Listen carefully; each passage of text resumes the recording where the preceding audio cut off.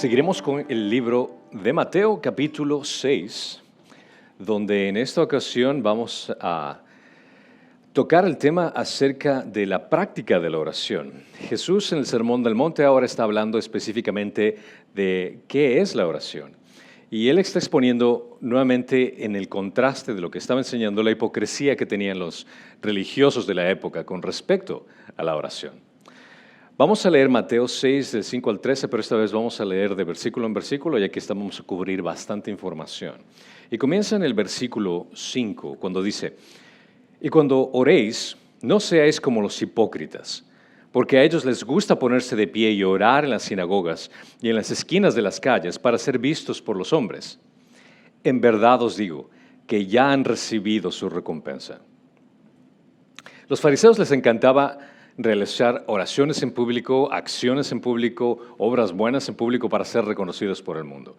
En lugar de hacer, por ejemplo, una oración de caso personal, el hecho de que tengas que estar en un lugar para que realmente no llames la atención, porque la comunicación de oración es entre Dios y tú, nada más. O sea, no tienes por qué hacer a largo de lo que estás haciendo a las demás personas. Pero los fariseos le habían convertido al acto de oración como un acto para ser visto por los hombres, para que se den cuenta qué tan santo soy o qué tan importante soy. Y era para demostrar supuestamente su propia justicia, para demostrar a la gente que tienen una mejor relación con Dios que el resto de las personas a su alrededor. La oración judía es un hábito constante que se ofrecía en esos tiempos. Era natural el hecho de que la gente ore. No era como una cosa extraña que se daba entre ciertas personas y otras personas no oraban. No, todos oraban en ese entonces. Por ejemplo, si leemos en Salmo 55, 17, tarde, mañana y mediodía me levantaré y gemiré, y él oirá mi voz. Esto es un salmo que todos entendían, todos conocían, y era entendible que ellos oraban constantemente. En Daniel 6:10 menciona: cuando Daniel supo que había sido firmado el documento, entró en su casa, en su aposento superior, tenía ventanas abiertas en dirección de Jerusalén, y como solía hacer antes, continuó arrodillándose 3 veces al día, orando y dando gracias delante de su Dios. Aquí vemos entonces nuevamente, incluso a través de la historia, que la oración era parte de la cultura judía. Y no solo después en el Antiguo Testamento, sino que también vemos esta acción en el Nuevo Testamento, en Hechos 3, capítulo 1. Y cierto día Pedro y Juan subían al templo a la hora novena, la de la oración. Es decir, que esto es algo que se practicaba en el Antiguo Testamento, lo hacían normalmente, los líderes religiosos continuaban haciendo esto, pero también a partir del Nuevo Testamento continuaron con esta misma práctica. La oración que estaban haciendo ellos era más en el sentido de llamar la atención en lugar de querer tener un compromiso con Dios en el proceso. En el Ingenio algunos se motivaban a orar de modo en que estuvieran siempre en público. Oraban siempre para que la gente los vea. Y interesantemente recuerdo cuando fui una vez a Jerusalén, en el vuelo que fue específicamente a Israel, vi algo que me pareció usualmente extraño.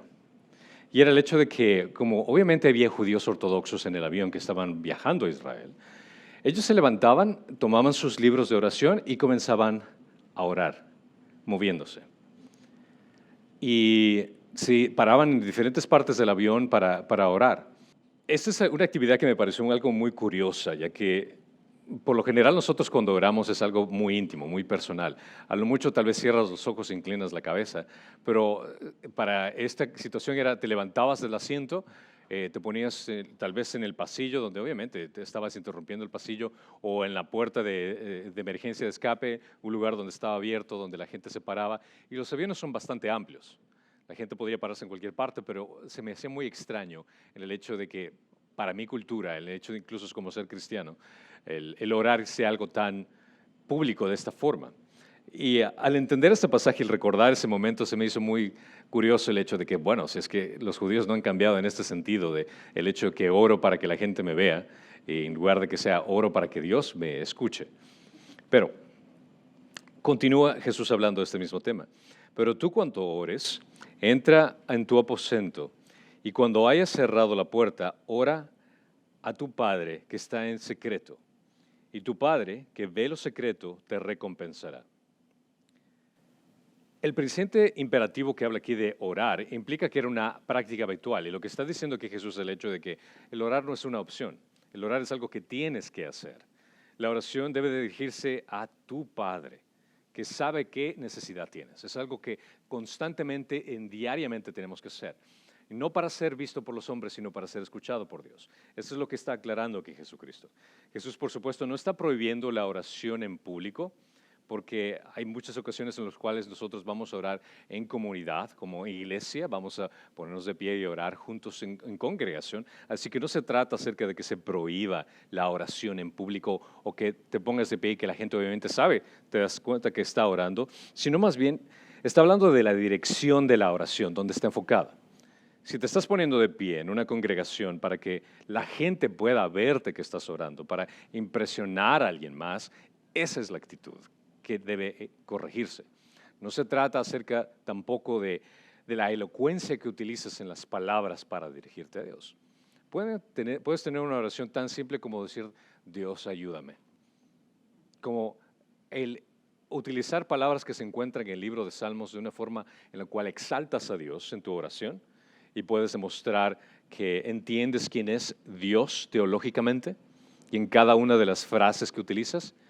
Y realmente el punto no viene a ser el hecho de que tú utilices frases elocuentes para impresionar a la gente, sino que el hecho de que puedas utilizar palabras que te conectan con Dios. Entonces, por un lado tenemos oraciones simples que se pueden dar con palabras muy comunes, pero también por otro lado, pues, que utilices expresiones acerca de Dios de una forma muy elocuente. Pero el punto es el hecho de que, ¿para quién lo haces? ¿Cuál es la motivación del cual estás haciendo? ¿Quieres impresionar a la gente con tu elocuencia o quieres llamar la atención incluso solo por el hecho de que estás orando algo también tan simple? El punto es eso, ¿a quién se está dirigiendo la oración? ¿Cuál es la motivación? Aquí habla acerca de ve a tu habitación, que da una idea de un lugar privado para tal oración. El secreto de la religión es la religión en secreto.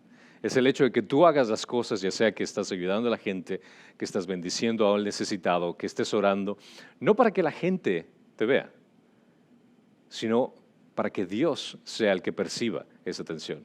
Porque como aprendimos anteriormente, cuando haces cosas para recibir la atención de la gente, ese es el único galardón que vas a obtener. Esa es la única recompensa que vas a obtener. Lo que la gente te pueda decir, una palmada en la espalda, decir, wow, qué bien que lo hiciste. Que realmente viene a ser insignificante en contraste con lo que vas a recibir de Dios, que te diga, bien hecho, mi siervo fiel. Cuando nadie se dio cuenta de lo que hiciste, yo me di cuenta. Incluso en el mismo sentido viene a ser la oración. A pesar de que nadie escuchó la forma en cómo oraste, a pesar de que la forma en cómo te expresaste o tu necesidad no fue escuchada por las demás personas, yo te escuché. El lugar secreto excluirá a otras personas, pero no a Dios. Él está allí, en lo secreto, en lo más íntimo. No necesariamente tienes que hablar. No, tampoco se trata acerca de tu posición física.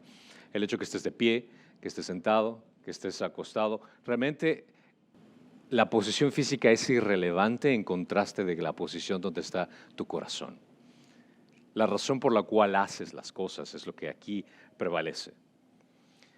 En versículo 7 continúa, y al orar, no uséis repeticiones sin sentido como los gentiles, porque ellos se imaginan que serán oídos por sus palabrerías. Por tanto, no os hagáis semejantes a ellos, porque vuestro Padre sabe lo que necesitáis antes que vosotros le pidáis. Algunos de los rabinos de la época del Señor enseñaron que las oraciones repetidas con frecuencia tenían cierta eficacia. Ellos pensaban que si una oración se repetía, Dios iba a poner atención a esa oración. Y tiene entendimiento por el hecho de que las culturas paganas de la época lo practicaban de esa forma. Mientras más repetías algo, mucho mejor te vas a tener la atención de ese Dios al cual supuestamente estabas orando. Por poner un ejemplo, cuando Elías desafió a los adoradores de Baal, invocaron a Dios desde la mañana al mediodía, diciendo, oh Baal, escúchanos, oh Baal, escúchanos, oh Baal, escúchanos, repitiendo una y otra vez, pensando que tal vez si lo hacen cortándose la piel, sangrando, haciendo nuevamente esta ostentosidad de oración, que ese Dios Baal lo iba a escuchar a esas peticiones. Lo cual, simpáticamente, Elías cuando les dice la respuesta que les da, y esto lo puedes leer en Primera de Reyes, capítulo 18, que forma burlona le dice a estos seguidores paganos, le dice, tal vez no está ocupado tu Dios, tal vez no se encuentra haciendo sus necesidades en el baño, que por eso no te escucha. Burlándose de ellos, porque prácticamente, o sea, todo lo que están haciendo es irrelevante. Tus repeticiones no van a traer ni crear un Dios. Cuando Pablo provocó la ira de Demetrio, quien a su vez incitó a la multitud en Éfesos, esto lo leemos en Hechos 19:34, la multitud enfurecida, es decir, otro grupo de paganos, todos con voz gritaron por el espacio de 2 horas, grande es Diana de los Efesios.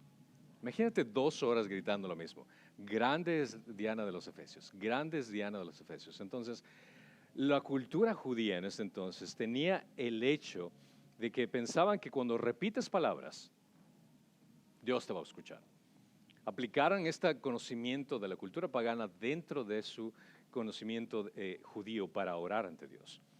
Parecería que cuanto más se aparta la gente de la verdadera oración espiritual, mayor estima le dan a las formas repetitivas con frecuencia. Pero esto no tiene sentido, porque nuevamente no se trata de la forma en que lo dices, sino el corazón que lo dices. ¿Cuál es el fin de poder hacerlo? Nosotros entendemos esto perfectamente, que se repite tristemente dentro de la religión católica, donde vemos que la repetición viene a ser esa superstición de que mientras más repito, más conexión tengo. Se hace como una especie de ambiente, un ambiente espiritual en el cual las personas sienten esa conexión con Dios. Es por eso que en el rosario repetitivo del Padre Nuestro y la Ave María, una y otra vez, esas frases, incluso a pesar de que es una composición del Padre Nuestro y una composición de la Ave María, al repetirlas tantas veces crean este ambiente como espiritual, donde se está trayendo a Dios. Pero vergonzosamente la misma oración que nuestro Señor dio como del Padre Nuestro era el antídoto de las vanas repeticiones. Dios enseñó al Padre Nuestro, que es lo que vamos a aprender, para evitar este mismo tipo de cosas como modelo. Pero lamentablemente se ha utilizado ese Padre Nuestro como un sentido de repetición para orar a Dios. Es la que se abusa con más frecuencia con fines supersticiosos. El número de veces que se repite se da mucho más el mérito. Recuerdo cuando iba a confesarme hace muchos años y el sacerdote me decía, bueno, para que se eliminen tus pecados o para cubrir tus pecados tienes que repetir 5 Ave Marías y 10 Padres Nuestros. Lo cual incluso me parecía medio como frustrante en el sentido que solo tengo que hacer este tipo de cosas y eso es todo. Bueno, suena muy simple realmente. O sea, y el hecho de lidiar con el pecado viene a ser únicamente, repito estas cosas sin entender lo que estoy diciendo.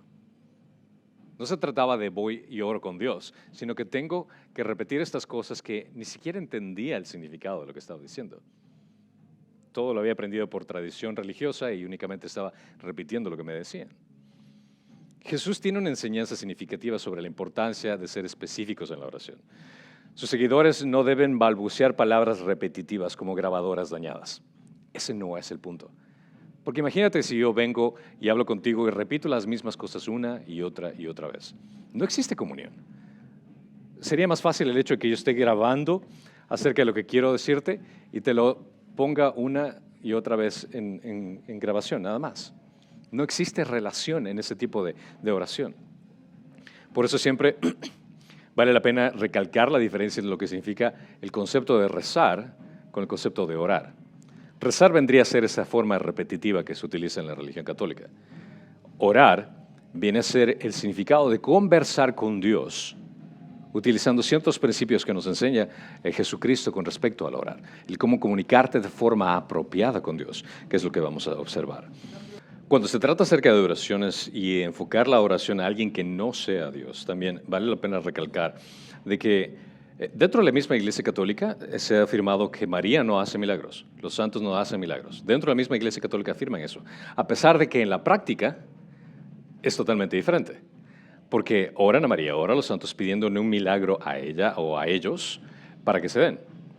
El enemigo es muy sutil, en el cual puede hacer efectos sobrenaturales para que la gente quede encarcelada en ese tipo de pensamiento de que estoy haciendo este tipo de oración a este individuo, incluso hasta la santa muerte, como a veces en ciertos casos se da, y que que el enemigo pueda responder de alguna u otra forma a esa oración para que la gente quede convencida completamente. Mira, esto es verdad. ¿Por qué? Porque yo hice este ritual que resultó en la respuesta de mi oración.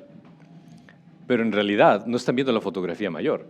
La respuesta de esa oración, de ese ritual que hiciste, lo único que hizo fue encasillarte en una mentira que te aparta del Dios verdadero, te aparta de una comunicación del Dios verdadero. Entonces, si debemos de comunicar de forma amorosa a nuestros hermanos, familiares, amigos católicos, es el hecho de que la oración tiene que ser dirigida única y exclusivamente a Dios. Puede ser a Dios Padre, puede ser a Dios Hijo, Dios Espíritu Santo. Realmente no existe diferencia porque estamos hablando del mismo Dios. Pero nuestras oraciones tienen que ser única y exclusivamente dirigidas a Él, en una comunicación genuina. No en una comunicación repetitiva, no en una comunicación que viene a ser como una grabadora. Algunos piensan que la oración es efectiva solo si se alarga, solo si se repite. Estás consciente de que Dios escucha y responde, pero sostiene que lo hace en la proporción de tu palabrería. Mientras más largo sea el rosario, mucho más efectivo va a ser. Mientras más larga sea tu oración, Dios va a responderte. Lo cual existe, no hay mucha diferencia en las oraciones, si lo pones a ver de ese sentido, con las oraciones paganas. Por ejemplo, en el caso de cuando decía grande es la diosa de Efesios, Diana, por 2 horas hablando lo mismo. O sea, realmente no existía ningún cambio, no hay diferencia. Jesús, por supuesto, no está prohibiendo las oraciones largas. No se trata acerca de esto. Él mismo oró durante toda la noche. Entonces, no se trata acerca de la longitud de la oración, no se trata acerca de qué utilizas las palabras dentro de la oración. E incluso en una ocasión enseñó a sus seguidores que oren siempre y no se cansen, oren sin cesar. Entonces entendemos que no se trata de esos factores, sino de qué está en tu corazón para hacerlo, cuál es la motivación por la cual lo estás haciendo. En este caso, Jesús está reprimiendo a la gente que estaba escuchando no se trata acerca de impresionar a los demás, sino de comunicarte con Dios. Jesús tampoco prohíbe la repetición, porque en el jardín de Getsemaní repitió su oración. Es una oración basada en la idea de la extensión de las palabras que persuadirá a Dios lo que Jesús está en contra. No se trata acerca del hecho de decir las cosas de cierto sentido para poder cambiar la mentalidad de Dios, sino exponer tu corazón. ¿Cuántas veces nosotros no hemos orado por aquella persona que amamos, que queremos que llegue a conocer a Cristo? Y lo repetimos una y otra y otra y otra vez. Dios no está en contra de eso. Lo que sí estaría en contra es el hecho de que, si hago esta oración a las 5 de la tarde, junto con mi familia, mis amigos, de una forma que se convierte en tiempo religioso, de que ese tipo de comportamiento va a hacer cambiar la mentalidad de Jesús. Ese viene a ser el error. Es el corazón. ¿Dónde se encuentra tu corazón cuando oras? ¿Quieres transformar la oración en un acto religioso, como un acto muy frío, muy seco? ¿O quieres que esa comunicación que tienes con Dios sea íntima? Eso es lo que está hablando Jesús. Ahora, hay una pregunta muy importante que se da con respecto a la oración. ¿Por qué oramos cuando Dios sabe lo que necesitamos o que pensamos? Ahora, entendemos que Dios es omnisciente. Lo sabe absolutamente todo. Él sabe incluso las palabras que vas a mencionar antes de que tú las digas. Él sabe las necesidades que tienes antes de que tú las menciones. Entonces, es que Él sabe lo que voy a pedirle, ¿para qué le pido? La respuesta es simple. Tú oras porque es un mandato, porque Él te lo pide que hagas. Tan simple como esto. La oración no es simplemente presentar tu lista de necesidades como una lista de compras que tienes que hacer y mira, esto es lo que necesito, Dios, sino el venir ante Él en comunicación con Él. Dios no necesita ser informado o persuadido de las cosas que necesitamos. Él es omnisciente y Él sabe que necesitamos antes de que le pidamos. Él sabe que necesitamos incluso muchas más cosas que no le vamos a pedir, hasta ese nivel. Y Él es todo misericordioso y está infinitamente más dispuesto a dar que nosotros de pedirle. Ese es el corazón de nuestro Dios. Confundimos por completo la naturaleza de la oración, pensando que en Ecuador decimos esta palabra labia.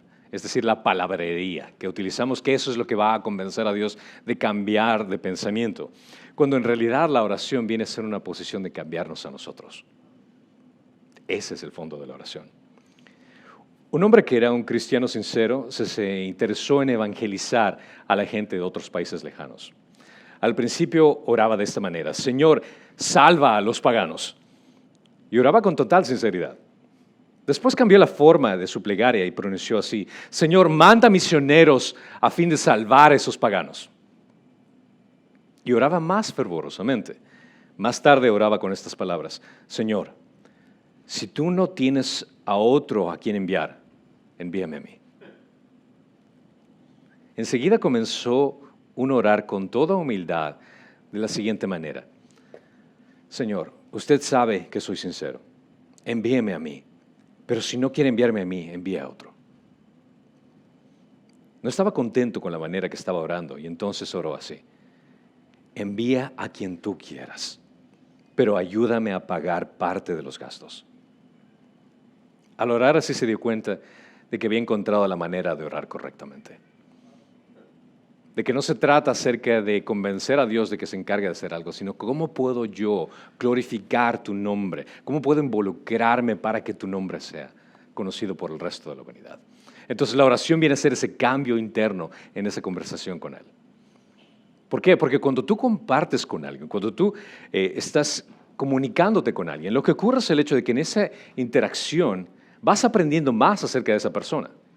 Y al aprender más de esa persona, vas a entender que te estás ajustando a la personalidad del otro individuo. En este caso, Dios, al conocer más de cómo es Él, por medio de su palabra, cuando tú conversas con Él, te vas a dar cuenta que tú te vas a ajustar más a Él, a que Él se ajuste más a ti. Y esa es la idea de la oración. La oración que va alineada con el leer las Escrituras, conocer quién es Él, porque esa es la única forma que tienes para escuchar lo que Él dice, va a cambiar la forma como tú piensas. Hay muchas personas que dicen, y se han encontrado frustradas en el hecho de que dicen: yo escucho a ciertos hermanos y hermanas en Cristo que oyen a Dios, que Dios les habla, que Dios les dice ciertas cosas con respecto a hacer en ciertos aspectos de su vida. Y piensan que tal vez ellos no son lo suficientemente espirituales, por lo que no escuchan la voz de Dios. Ahora, déjeme aclararte algo. En ninguna parte de las Escrituras se prescribe que Dios te va a responder de una forma auditiva tus oraciones. Dios no se comunica así en la actualidad con nosotros. Todo lo que necesitábamos saber acerca de Dios se encuentra en las Escrituras. Toda la voluntad que necesitamos conocer acerca del plan eterno de Dios se encuentra por medio de Jesucristo.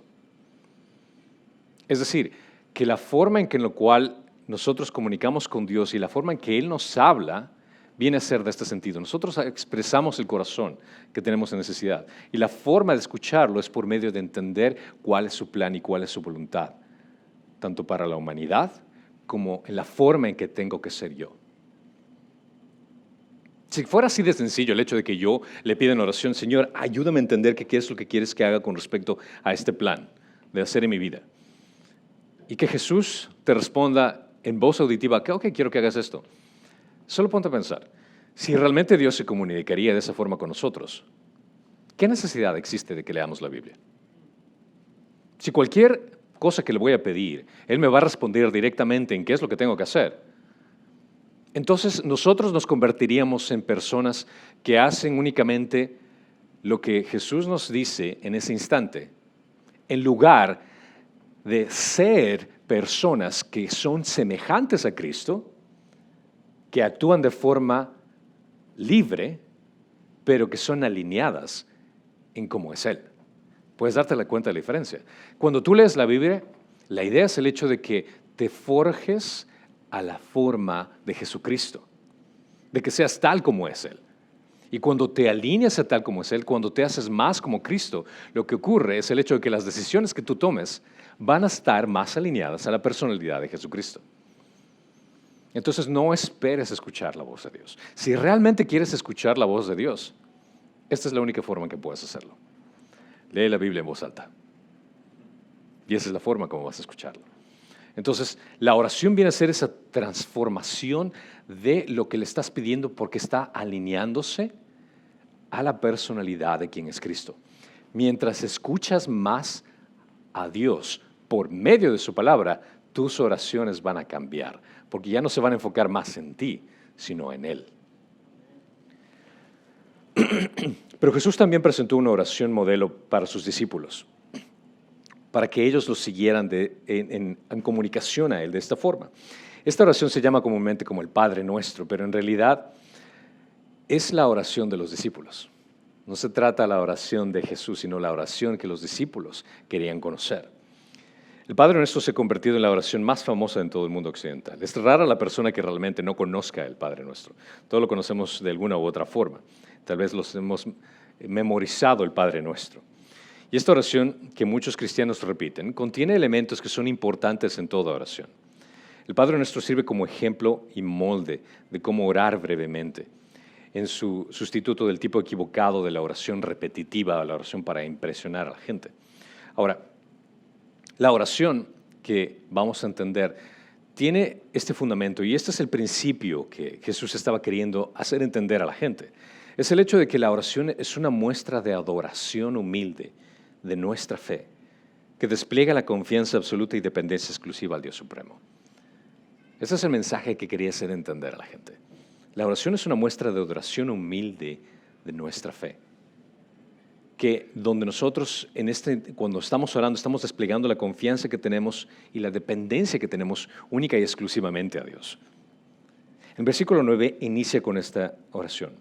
Vosotros pues orad de esta manera: Padre nuestro que estás en los cielos, santificado sea tu nombre. Ahora, al iniciar la oración, la estructura de la oración de los discípulos inicia con adoración. La adoración viene a ser la parte principal. La introducción de nuestra comunicación con Dios inicia con este aspecto, la adoración. A Dios se le llama Padre nuestro en el cielo. La adoración es la esencia de toda oración. Jesús nos está enseñando de que podemos acercarnos a Dios con la misma forma de dirigirse a Él, al lenguaje de un hijo. Cuando nos acercamos a Dios entendemos de quién es Él, lo adoramos, entendemos su estatus en relación para con nosotros. En Romanos 8:15 Pablo menciona: pues no habéis recibido un espíritu de esclavitud para volver otra vez al temor, sino habéis recibido un espíritu de adopción como hijos, por el cual clamamos: Abba, Padre. Considera que solo a Dios y no a las criaturas, ya sea ángeles u hombres, que debemos dirigir nuestras oraciones. Dios es un Dios celoso, no dará su gloria a ningún otro. Es decir, que el conectarnos única y exclusivamente con Dios como nuestro Padre es lo que Él nos está pidiendo aquí.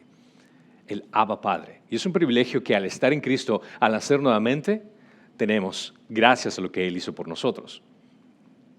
Y al orar, reconocemos de quién es Él primeramente. Imagínate, es como que si fueras a conocer a una persona, si por primera vez vas a entablar una comunicación con un juez, por ejemplo. Cuando estás en una corte, no te diriges de nombre a nombre personal, sino reconoces la autoridad de la persona que está al frente de ti. Viene a ser la oración de la misma forma. La adoración es reconocer la relación de quién es Dios para contigo. Después continúa en el sentido de reverencia. La reverencia es el segundo elemento de la oración, porque es en el nombre de Dios que es para ser santificado, es decir, venerado, el cual nos estamos reconociendo aquí. En los versículos del 1 al 18, Jesús usó la palabra Padre 10 veces. Solo aquellos que tienen verdadera justicia interior pueden dirigirse a Dios de esta manera. Considera que la forma en cómo nos dirigimos a Dios viene a ser de reverencia. Ahora, en mi país, tristemente he escuchado, bueno, no sé si en ciertas partes de México algunas personas se refieren a Dios de una forma muy, como demasiado simple, o por ponerlo de esta forma, hay ciertas expresiones que utilizan en mi país que le dicen a Dios como flaco. Hey, flaco, el flaco de arriba, que me está respondiendo. O mi pana, o mi colega, o sea, como diciendo así, el de arriba. O sea, como que viene a ser un poquito derogativo la forma en cómo se está refiriendo. O incluso en ciertos sentidos cuando le dicen Diosito. Lo dice en cierto sentido cariñoso, pero estás menospreciando realmente quién es Dios. Dios no es nuestro compadre, no es nuestro pana ni flaco enemigo. Dios es el Creador Supremo, el cual debemos de dirigirnos con suma reverencia. Es por eso que la adoración tiene que ser en sentido de adoración. Y venimos a entender con un corazón humilde, entendiendo de que Él es el Dios Supremo, el Dios Todopoderoso, el cual debemos de adorarlo, debemos de respetarlo y hablar con Él de una forma apropiada. Como somos niños pequeños, nosotros entendemos que cuando nos referimos a nuestros padres lo hacemos con respeto, lo hacemos con cierto honor, haciéndoles entender de que no nos tratamos a nuestros padres como que si fuéramos iguales, sino lo hacemos de una forma de respeto en este sentido. Ahora, imagínate si es que tu hijo o tu hija viene y te llama por tu nombre. ¿Cómo te sentirías? Así como que, espérate, un ratito. No. Soy tu papá, me tratas con cariño, pero no me tratas con mi nombre. Los únicos que me tratarían con mi nombre son aquellos que estarían más o menos como diciendo, los que trato por igual. Tú eres mi hijo, tú eres mi hija. Entonces viene a ser en este sentido de reverencia. Continúa el versículo 10, dice, venga tu reino, hágase tu voluntad, así en la tierra como en los cielos. El tercer aspecto que vemos aquí, en este molde de oración, que voy a ponerlo de esta forma, el Padre Nuestro viene a ser como un molde de oración, donde podemos nosotros analizar los aspectos y elementos importantes que se encuentran dentro de esta oración. No necesariamente tenemos que repetir el Padre Nuestro literalmente tal como lo menciona. No existe nada de malo que lo hagas tampoco, pero si utilizas esto como un molde de cómo comunicarte con Dios, es ahí donde vas a utilizar una oración de una forma íntima, el cual te va a transformar a ti. Y viene a ser el deseo del reino de Dios. Venga tu reino. Vas a la seguridad de que Dios cumplirá todas sus promesas de su pacto y con su pueblo. Y al decirlo de esta forma, reconoces que Él tiene la autoridad para hacer todo lo que va a ocurrir, sobre todos. Las tres peticiones iniciales del Padre Nuestro podrían estar gobernadas por la idea central del reino, que tiene que enfocarse en un aspecto escatológico, es decir, de lo que va a ocurrir en el futuro, de las situaciones que van a pasar, que dice que sea tu voluntad en la tierra como en el cielo, de que ese reino va a ocurrir, pero que ese reino también está ocurriendo en este momento. La narración de que el reino de Dios no solo estaba sucediendo en la actualidad, sino que también va a ocurrir cuando Él venga nuevamente. Esto es algo que también el propio ministerio de Jesús estaba representando, que todos los que están aquí están viendo el reino de Dios, porque Jesús es parte del reino de Dios, es la autoridad a la cual se están sometiendo, pero también que va a haber un reino a futuro. El reino significa sumisión. La petición mira hacia la llegada del tiempo en que todo va a ser cambiado, de que el mal va a ser eliminado y la gente se someterá con alegría al soberano y divino Dios. Después viene el cuarto elemento, que dice que es petición de su voluntad, que se cumpla hoy en la tierra como será cumpliendo en el cielo, su plan perfecto. Es decir, toda su creación y especialmente sus hijos van a someterse a esa voluntad. Antes de pedir algo para nosotros, buscamos la santidad del nombre de Dios, la extensión del reino de Dios, el cumplimiento de la voluntad de Dios. Estos problemas eliminan todo lo que tiene que ver en el sentido egocéntrico, de que cuando tú pides algo, Señor, que yo quiero un carro, que yo quiero esto, que yo quiero salud, se enfoca en el sentido, Señor, si es que puedo tener una estabilidad para que pueda enfocarme única y exclusivamente en servirte a ti, por favor que así sea. Pero si es que tú quieres cambiar mi situación para que pueda servirte de otra forma, en otra circunstancia, en otro ámbito diferente, que así sea. Todo se enfoca exclusiva y únicamente en Él. No solo cuestión de venir con nuestras peticiones, es de venir con peticiones de cosas que darán gloria a Dios, que serán de intereses para su evangelio y que producirán más obediencia en nosotros y en nuestra vida, sabiendo que la voluntad de Dios se cumple en nosotros. Porque muchas veces nosotros a veces pedimos cosas que consideramos que son buenas, cosas que consideramos que van alineadas con la voluntad de Dios, pero ¿cuántos de nosotros hemos orado por algo y cuando Dios nos los entrega, y a veces nos los entrega para darte cuenta, mira, Me estás pidiendo y te lo voy a dar para que te des cuenta que no se trata acerca de ti. Y después, a mí me ha pasado, que he pedido por cierto tipo de cosas y una y otra, Señor, dame esto, por favor, que se cumpla esto. Y era como que Dios, ok, te voy a dar para que te des cuenta que no se trata de tu voluntad, sino de la mía. Y lo entrega y después cae en cuenta, no era realmente lo que yo pensé. Pero fue una excelente lección que Dios me dio. Y el momento de pensar nuevamente en el futuro, cuando quisiera que se den las cosas, Señor, Padre, me gustaría, y este es el anhelo de mi corazón, de que se diera este tipo de circunstancia o evento o cosa, pero si es que no está alineado con tu voluntad, olvídalo.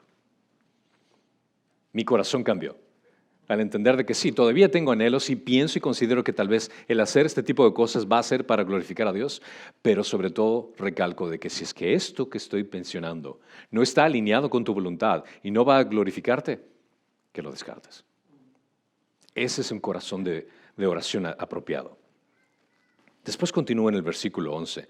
Después de reconocer, adorarlo, de venerarlo, de reconocer que es su reino y entender que es primero su voluntad, viene el versículo 11, danos hoy el pan nuestro de cada día.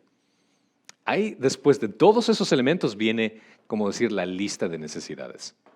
Después de reconocer, adorarlo, reconocer su nombre, entender de que Él es el rey, que su voluntad se va a dar, ahora voy a presentar mis necesidades. Pero tristemente lo que hacemos es diferente. Primero presentamos nuestra necesidad. Señor, quiero esto es lo que necesito y amén. Pero aquí Jesús nos está enseñando una forma diferente. Las peticiones de necesidades personales que vienen después. Pero interesantemente lo que menciona aquí es el pan nuestro ¿de qué? De cada día. Es decir, el alimento diario también tiene que ser parte de la oración. Cada día es una idea que significa aquí lo suficiente para el día de hoy.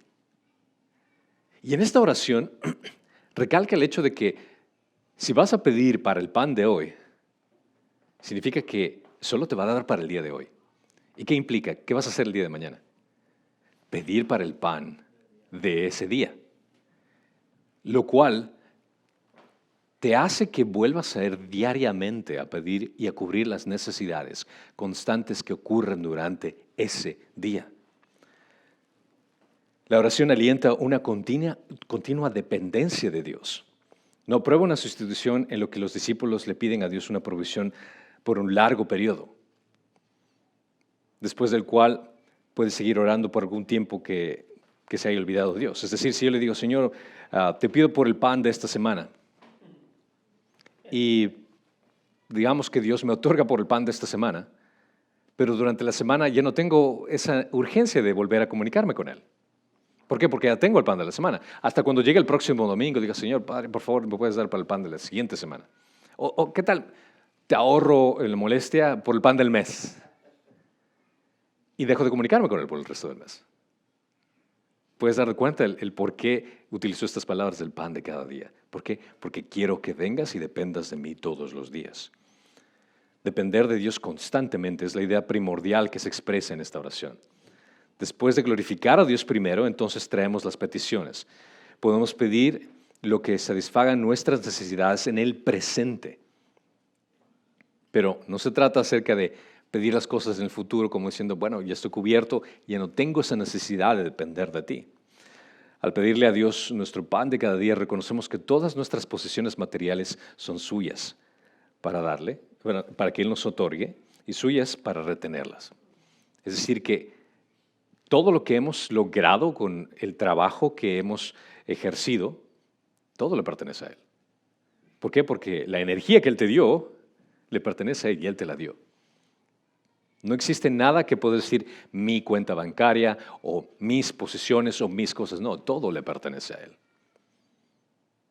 Y por el hecho de que le pertenece a Él, incluso viene la oración de gracias por darme la oportunidad de gozar lo que tú has proveído para mí este día. A pesar de que dentro de ti dices, bueno, pero yo trabajé por esto. No, pero eso le pertenece a Él. Y el dar gracias por lo que te está permitiendo disfrutar el día de hoy, también viene a incluirse dentro de esa oración. En este lenguaje viene una dependencia al dador de todos los buenos dones. de todo lo que estás disfrutando. No debemos pedir una provisión por la cual podamos subsistir por un tiempo independientemente de Dios, sino simplemente por las cosas que son necesarias para nuestra substancia actual, para el poder sobrevivir en este día de hoy. ¿Por qué? Porque no sabemos qué va a ocurrir el día de mañana. Ni siquiera tenemos garantizado el día de mañana, sino hoy, el día de hoy. Ni siquiera debemos pensar en el día de mañana, al menos no tanto como para sentir la preocupación ansiosa al respecto, y que Él provea lo que su sabiduría vea que nosotros necesitamos el día de hoy. Esa es la idea, contar con Él completamente. Entonces, como te puedes dar cuenta, la estructura de la oración viene el hecho de que tienes que llegar a Él con un corazón humilde, entendiendo que si es que Dios, por alguna otra razón, para su gloria, decide quitarte todo lo que tienes, vienes con un corazón humilde a decir, Señor, te adoro, te glorifico, todo lo que tengo, si es que tengo que perder todo lo que tengo para honrarte y glorificarte, que así sea, porque a final de cuentas, esa es una bendición que tú me has otorgado. Y confías única y exclusivamente en lo que Dios te va a dar. Y eso es lo hermoso. En versículo 12 continúa, y perdona nuestras deudas, como también hemos perdonado a nuestros deudores. Jesús, en esta ocasión, continúa con otro elemento que viene a ser el arrepentimiento, mostrando nuestras necesidades espirituales como el perdón. Esto implica reconocer nuestros pecados y perdonando a quienes nos pecaron contra nosotros. Cuando tú lees esto en el contexto, dice, perdona nuestras deudas como también hemos perdonado a nuestros deudores. No se trata del hecho de que le estamos diciendo a Dios, bueno, porque viene a ser muy escalofriante de esta forma si decimos, Señor, quiero que me perdones de la misma forma que yo estoy perdonando a alguien más. ¿Puedes darte cuenta qué trágico que sería esto? Porque muchas veces nosotros perdonamos a la gente, pero le recordamos cuando se nos viene un momento difícil a esa persona y se lo restregamos en la cara. Cuando dice, pero recuerda que lo que tú me hiciste eso. Imagínate que Dios nos haga eso. Qué terrible que sería. Sería vivir en un tipo de relación angustiante, porque no sabes cuándo el Dios Todopoderoso te va a traer el sinnúmero de crímenes que cometiste en contra de Él. No, aquí lo que implica es el hecho de que considerando que Dios te ha perdonado, es natural de que una persona que ha recibido ese perdón de todos sus pecados pueda perdonar a otra persona de la misma forma. Los pecados son como deudas morales que revelan las propias faltas ante Dios. El judaísmo es reconocido bien por el hecho de dar el perdón a las demás personas como una necesidad humana básica. Entonces el perdón de Dios viene a ser como una necesidad básica que se tiene que dar a las demás personas. Se regocija en la disposición de perdonar que brota del amor y la compasión de Dios para con nosotros. En Salmo 103, del 10 al 13 menciona, no nos ha tratado según nuestros pecados, ni nos ha pagado conforme a nuestras iniquidades. Porque como están de altos los cielos sobre la tierra, así es de grande su misericordia para los que le temen. Como está de lejos el oriente del occidente, así alejó de nosotros nuestras transgresiones. Como un padre se compadece de sus hijos, así se compadece el Señor de los que le temen. Considera que todo lo que tú has hecho viene a ser como una separación de lo que está del occidente del oriente. No existe forma en que puedas conectar los dos, o sea, no existe esa forma en que puedes regresar a ese pecado que alguna vez hiciste, en el sentido de que te lo recuerde. Él te ha separado de todo lo que tú has hecho para que puedas caer en cuenta de que ya no me acuerdo de eso. Te he perdonado por completo. No te lo voy a traer a colación. Ahora, eso no significa que no vamos a poder experimentar las consecuencias de nuestros pecados, eso es otra cosa diferente, pero que Él te lo restrague en la cara de lo que tú has hecho, olvídate, yo te perdoné absolutamente por eso. Entonces, la fuente de toda nuestra comprensión del perdón está en la misericordia de Dios. La falta del perdón cierra la puerta del perdón continuo. Esto viene a ser como ese consiervo que no perdonó la deuda que leemos en Mateo 18, el 23 al 35. Haciendo esa relación. Nosotros, al recibir ese perdón grandioso, otorgamos ese perdón a las demás personas. La ofensa es vista aquí como una deuda. En Lucas 11:4 tenemos mención acerca de pecados, de esta misma referencia, que se reconoce que debemos ir a Dios en obediencia completa. Cuando no lo pagamos, somos deudores de Dios y solo Él puede perdonar la deuda. Entonces, Él perdona nuestras deudas como nosotros perdonamos a nuestros deudores. Vendría a ser como una traducción: perdona nuestros pecados, así como nosotros perdonamos a aquellos que han pecado contra nosotros. La oración reconoce que no tenemos derecho a buscar el perdón de nuestros propios pecados si le estamos negando el perdón a los demás. Dios ve en su propia imagen reflejada en sus hijos perdonadores. Si Él nos ha perdonado, Él está esperando que tú hagas lo mismo. El pedir a Dios que nos perdone nuestros pecados implica que nosotros automáticamente vamos a hacer exactamente lo mismo con los demás. Una forma también que he escuchado acerca de cómo Martín Lutero dio a su barbero de cómo orar me pareció fabulosa. El hecho de que incluyas los 10 mandamientos dentro de tus oraciones, porque sí te va a hacer caer en cuenta de dónde está tu corazón, incluso aquellos pecados que tú has cometido contra alguien más. Y el mencionar dentro de la oración, así como un molde, vas por cada uno de los mandamientos. Digamos, llegas al 5º mandamiento: honrar padre y madre. He honrado a mi padre y mi madre como ha sido necesario. Y de pronto en esa oración, Dios te va a revelar ciertas cosas que no has hecho bien. Señor, sé que no he matado a alguien, pero me enojé muchísimo con aquella persona. Señor, no he cometido adulterio, pero caí al ver a una mujer de una forma lujuriosa. Y comienzas a analizar en tu oración, a conversar con Él, que Él va a revelar ciertas cosas dentro de ti. Y en el proceso tal vez es posible que tengas que pedir perdón tú a alguien dentro de esa oración. Además, mientras apelamos a Dios con respecto a nuestros esfuerzos por obedecer sus mandamientos, en efecto reconocemos la agencia de su Espíritu y la eficacia de su gracia, sin el cual no tendríamos la capacidad de poder cumplir su voluntad. Al pedir perdón y al decir este tipo de cosas, reconocemos de que el Espíritu Santo es el que nos da la capacidad para poder hacer todo este tipo de cosas. Desde ese punto de vista, si Dios ya ha otorgado su gracia sobre nosotros y tenemos una clara evidencia de ello, de su operación en nuestros corazones y vidas, podemos razonablemente esperar que aquella persona que ha recibido esa gracia y esa misericordia pueda extender esa gracia y esa misericordia en alguien más. Continúa en versículo 13.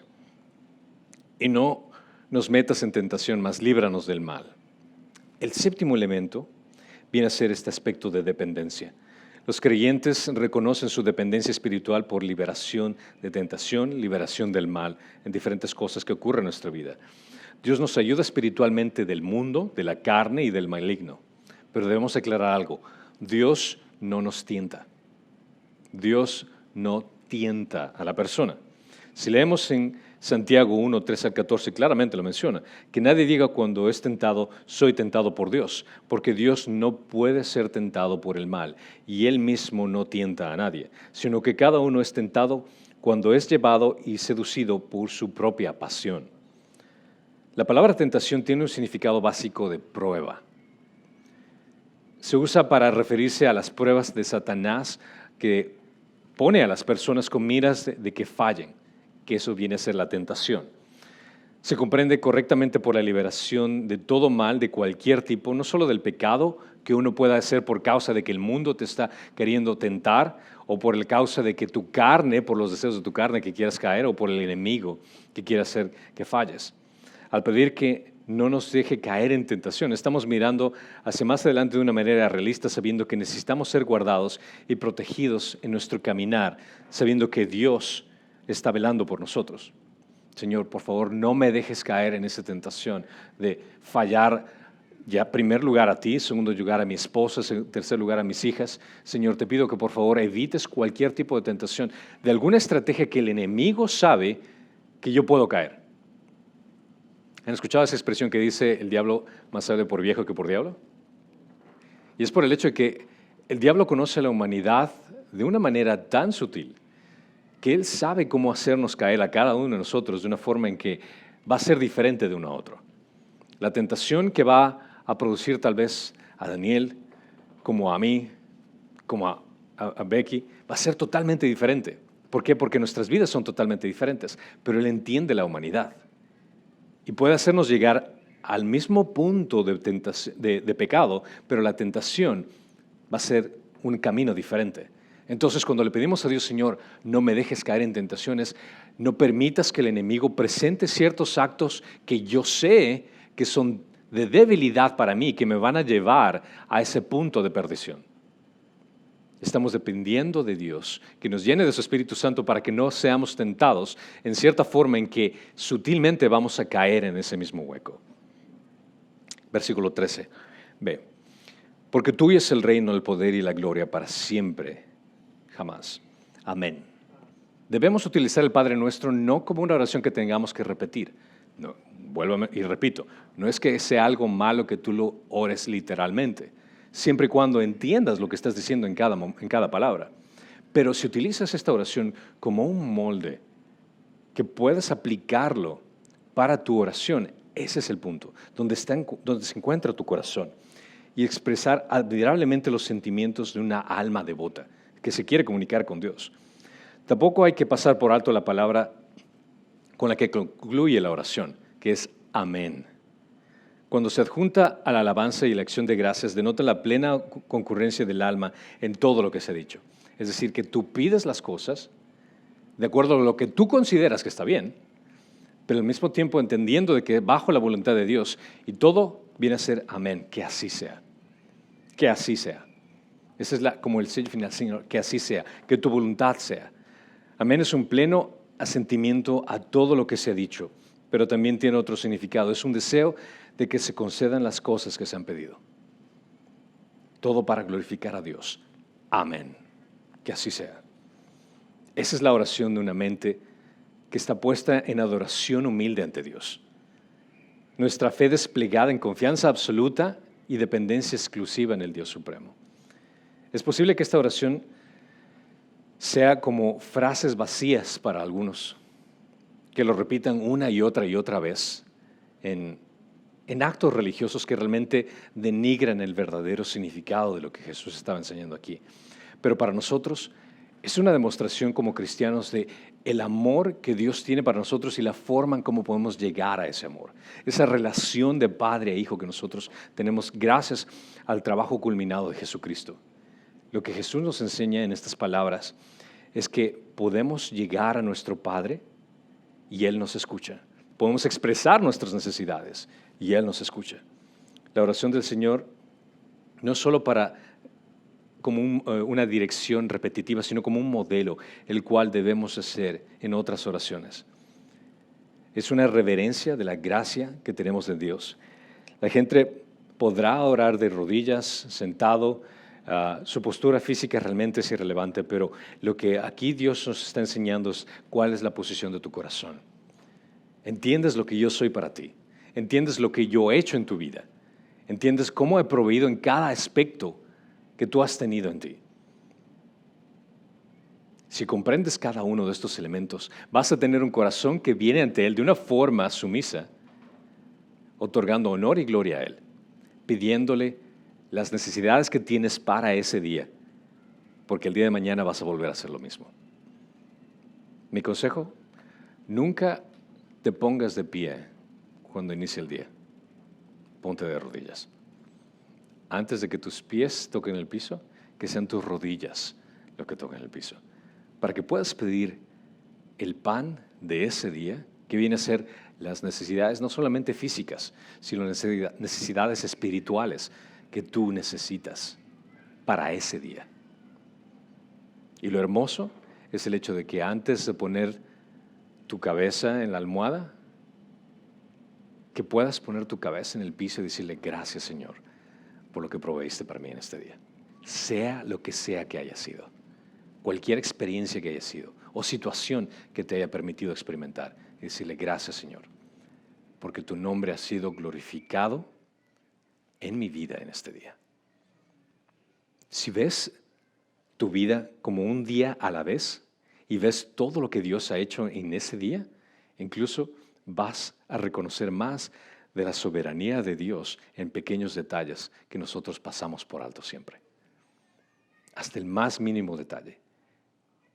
El pedir el pan diario de cada día te hace reconocer de que nosotros no conocemos el mañana. No sabemos qué va a pasar mañana. Y podemos vivir cada instante de lo que estamos viviendo a plenitud, dando gracias de la provisión del Dios Todopoderoso. Amén.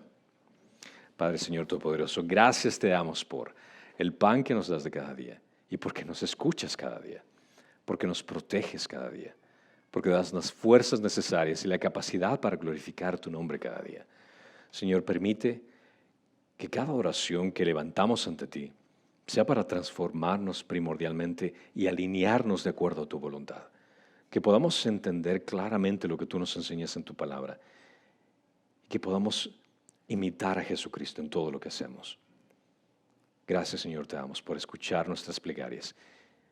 Y gracias, Señor, porque podemos venir humildemente ante ti, confiando absoluta y exclusivamente en el Dios poderoso que ha dado su vida por nosotros, en Cristo Jesús. Amén.